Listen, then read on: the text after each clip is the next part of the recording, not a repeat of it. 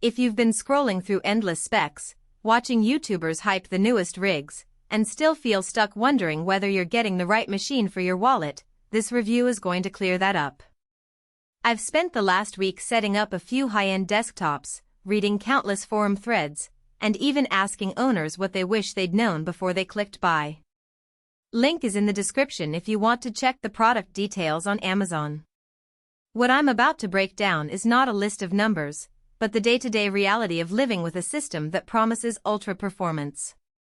First off, the Phantom AI gaming desktop is marketed as a on-stop solution for anyone who wants to game at 4K, stream, and still have the horsepower for video editing or 3D rendering.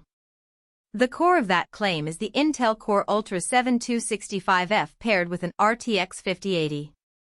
In practice, that combo translates to smooth frame rates in titles like Cyberpunk 2077 and Elden Ring when you crank the settings up to Ultra, but it also means the CPU can juggle Photoshop timelines while the GPU renders a 60 frames per second YouTube stream in the background. If you're the kind of person who runs a planned record setup in a small bedroom, the machine actually delivers on that promise without turning your space into a server farm. Now, let's talk about the everyday user experience. The case is a tempered glass slab with RGB accents that glow nicely when you dim the lights, but the real story is the internal layout. The 360mm AIO cooler sits directly over the CPU, and because the chassis is designed with a top vent airflow path, the fans stay relatively quiet even under load. I ran a session of 90 minutes of continuous combat in Call of Duty while streaming at 1080p, and the fans barely rose above a low hum.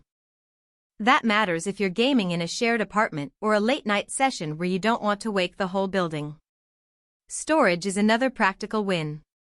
A 2TB NVMe SSD means you can install several massive games, think Red Dead Redemption 2 and Starfield, without worrying about space, and the drive's 6000 MHz DDR5 memory helps those titles load in seconds instead of minutes.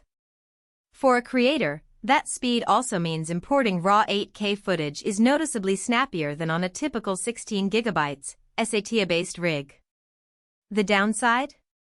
The SSD is soldered onto the motherboard, so upgrading beyond the 2 TB would require a full motherboard swap, which is something most non-tech-savvy buyers won't want to tackle.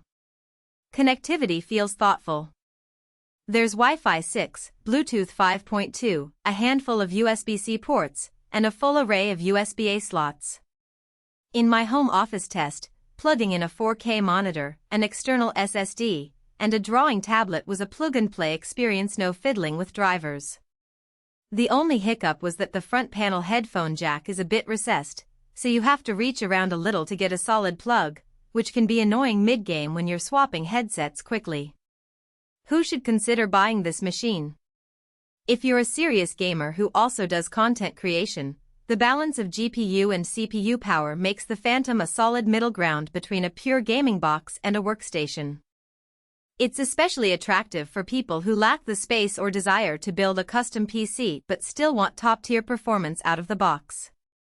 The 850W gold-rated PSU also gives you headroom for future upgrades like adding a second SSD or a more powerful graphics card down the line, as long as you're comfortable opening the case yourself. On the flip side, the Phantom isn't the best fit for a few specific groups. First, if you're on a tight budget, the price tag is still higher than a DIY build that could hit similar benchmarks with careful part selection. Second, if you're a minimalist who prefers a silent, low-profile system for office work, the 360mm cooler, while effective, does add a bit of visual bulk and a subtle where you won't find in a passively cooled mini PC. Lastly, anyone who wants to tinker with overclocking should think twice. The BIOS is locked down enough to protect the system from accidental damage, which is great for peace of mind but limits the tweaking freedom that hardcore enthusiasts crave. Speaking of practical strengths, the biggest surprise was how well the system handled multitasking under real pressure. I opened Photoshop, launched Adobe Premiere, and kept a Discord call open while playing Battlefield 2042.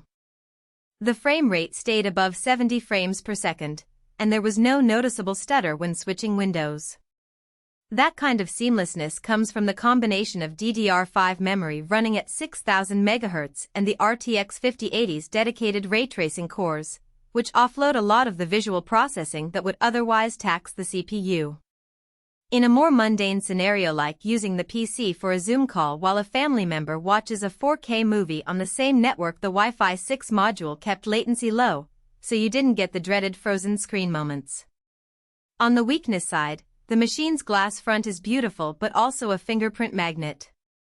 After a couple of weeks of daily use, I found myself wiping it.